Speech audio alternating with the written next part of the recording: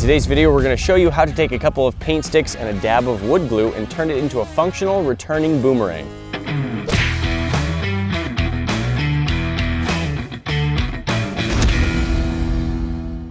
Boomerangs are pretty cool, originated in Australia. It's a stick with a curve in it with some shavings and carvings along the sides that make it so if you throw it correctly, it will actually wrap around and return to you. This one was bought as a souvenir in Australia, and today we're going to be learning how to make our own.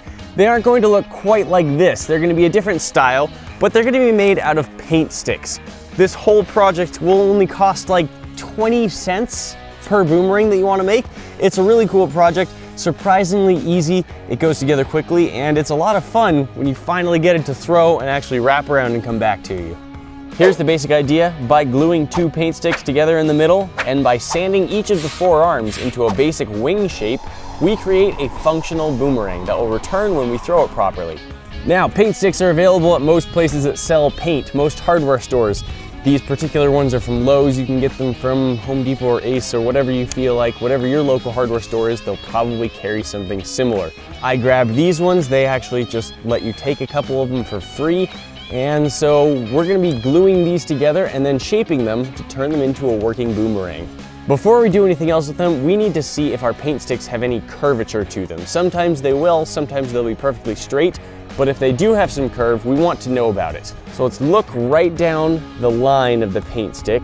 This one is pretty straight, but I think it is curving just a little bit. There's another test you can do, which is to lay it on a flat surface and see if pressing on one side makes it rock back and forth. This one doesn't seem to have much curve to it. I think it might have just the very, very slightest bit curving this direction, so we'll leave that facing up. Let's see on this one definitely has a curve. It's far more extreme than the other one, but still pretty mild overall. Let's try setting it down. You can see that this one does move a little bit as we poke on the corners. If we flip it over, it's not a perfectly level curve. The stick is slightly twisted, but I think it will still work. So on both of these, if there is any curve, it's curving up in this direction. So right now they're both forming a very, very shallow bowl shape. And we want to make sure that we keep that as up. That's the side that we'll call the top, is the side that it's curving up to. So like a hand that's open, like if it's curling, it's gonna curl up, not down and backward. In this case, it's easy to remember. There's lots of paint on one side, and so we're going to call those the bottom, the plain sides are the top. So now what we want to do is find the exact centers of these paint sticks. This particular kind of paint stick is 12 inches long. Same on both of them, 12 inches long. To line these both up, we have the 6-inch mark on one stick and the 6-inch mark on the other stick. So the 6-inch mark on this one needs to line up with the center on this stick. Similarly, the 6-inch mark here needs to line up with the center of this one. By doing that, we should end up with our paint sticks perfectly centered on each other. Now what we're going to do is add a little bit of wood glue and then clamp them down, but not all the way. While it's slightly clamped, we'll make sure everything is nice and square with our square. So let's get a little dab of wood glue on here. And this is more glue than I'm going to need. It's going to squeeze out the sides quite a bit. We'll just clean it off. Now we want to line up the marks with the centers. Now we're going to take a clamp. You could also probably use a clothespin for this if you don't have any clamps like I do. It just needs to hold it together. It doesn't even need to hold it super tight, just well enough. All right, but now you can see that while they are together, they're not really square, and that's why we haven't tightened this down too much. We now need to take our square and adjust these sticks so they're actually at 90-degree angles. Now it's glued together, being held together with the clamp. Now let's let the glue dry, and then we'll come back to the next step. Our glue has had time to dry, so we can take off the clamp, and we can see that the two pieces hold themselves together quite well. Now we need to shape each of these sticks into sort of a wing, and we're gonna do the same thing on all four arms. On a boomerang, there's a leading edge and a trailing edge, and it has to do with what direction the boomerang is spinning. I'm right-handed. This is intended to be a right-handed boomerang. So for me, when I throw it, it's gonna be thrown like that. That means this will be the leading edge and this will be the trailing edge. So this one and this one, and this one, and this one. Those will all be the leading edge as it spins through the air. We're going to sand them all about like this. And we're going to try and sand it from about this line till it takes off about half of our paint stick's thickness.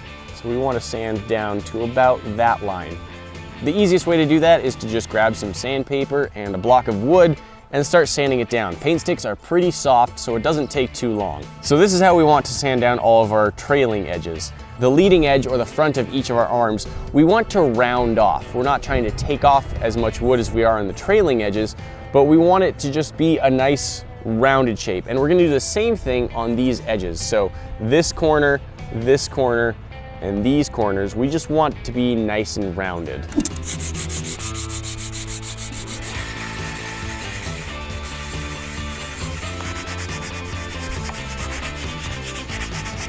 The trailing edge has this nice taper coming down to about half the thickness of the paint stick, and the leading edge is rounded right around, as well as this top edge.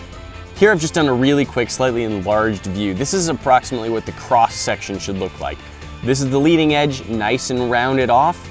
This is the trailing edge where you can see that it just tapers down to a smaller thickness. And this is our basic wing shape that we need to sand into all 4 arms.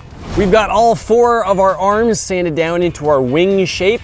So at this point, I think we can take this out and test if it's working. All right, time to test this boomerang out. I've got my appropriate headgear. We're here in a big empty field. Got the proper accent. Time to throw a boomerang. I don't actually know if that's a good Australian accent or not. That's not the point. Let's test this out, see if it works. Now, I have built and tested these before, and what I've found works best with this style is throwing it almost straight up and down. With traditional boomerangs, you'll usually throw it at more of an angle. With these ones, what seems to work best is throwing it straight up and down, and if you're looking forward, then you throw it a little bit off to the side, and it should just wrap around. Let's try this out.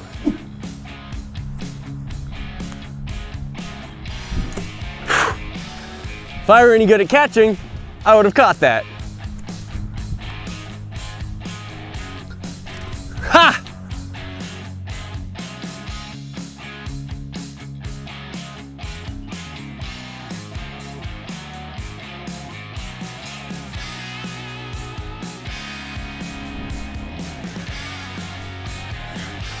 Hit the cameraman. Sorry, Mark.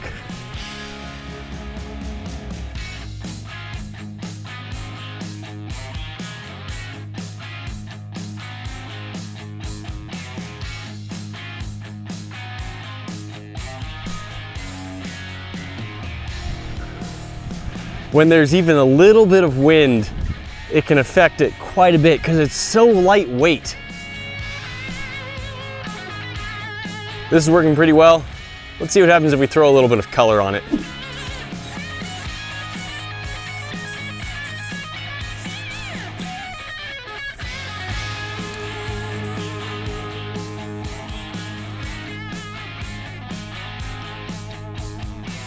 You can even hydro dip these if you want a really exotic, cool paint job on them.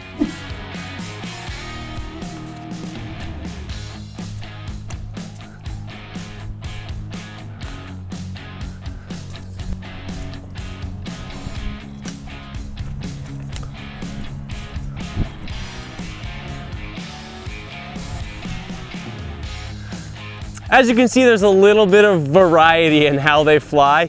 You really just need to practice with the boomerang that you make to learn how it flies and how you need to throw it. And of course, the wind is going to make a lot of difference, as I said. GoPro strapped to a boomerang. Will it work?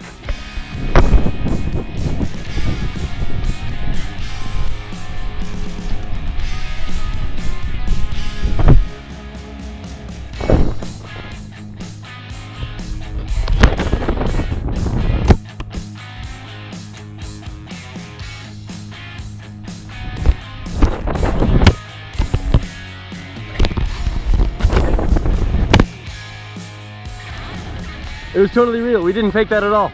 Sometimes you can even throw 2 at once, like this. That's how it's done. Roll the 20 takes that it didn't work. It worked! The paint sticks are 10 cents each if you even have to pay for them at all. As I said, some places just give them away. A little bit of glue and some sandpaper and you're done, bringing the total cost of one of these things up to like 25 cents. They take maybe an hour if you include how long you have to let the glue dry, and they are tons of fun. It's really cool to take one of these out into a field, and it takes some practice, but when you finally get it to return so you can just catch it, it is beautiful.